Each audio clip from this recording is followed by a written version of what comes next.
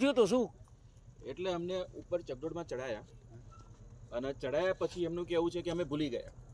તમને ઉપર પહોંચાડ્યા પછી અમને વ્હીલ બંધ કરી દીધું અને પછી ભૂલી ગયા. અમે લોકો 10 મિનિટ રાહ જોઈ કે નીચેથી કોઈ ચડતું હશે તો રાહ જોઈએ અમે લોકો 10 મિનિટ અમે વેઇટ કર્યા. અડધો કલાક થયો, 40 મિનિટ થઈ, પછી અમે લોકો બૂમાબૂમ કરવાની સ્ટાર્ટ કરી. આ બેન નીચે ઊભા હતા, એમણે બૂમ સાંભળી. નીચે વોચમેન ઊભો તો વોચમેનને સંભળાતું નથી.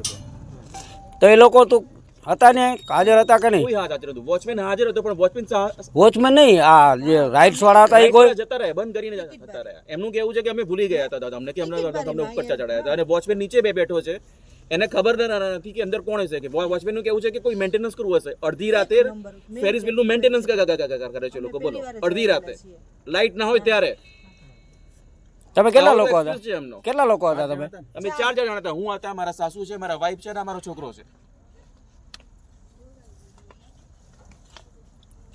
પછી હું લોકો તમે લોકોએ પછી શું કર્યું? મારા વાઈફે બૂમાબૂમ કરવાની સ્ટાર્ટ કરી. આ બેન ત્યાં આગળ ઉભા હતા, એમણે સાંભળી. એમણે વોચમેનને કીધું, ત્યારે વોચમેન આન્સર આપે છે કે અંદર કોઈ ક્રૂ છે, ફેરિસ વ્હીલનો કોઈ ક્રૂ છે જે મેન્ટેનન્સ કરે છે અડધી રાતે.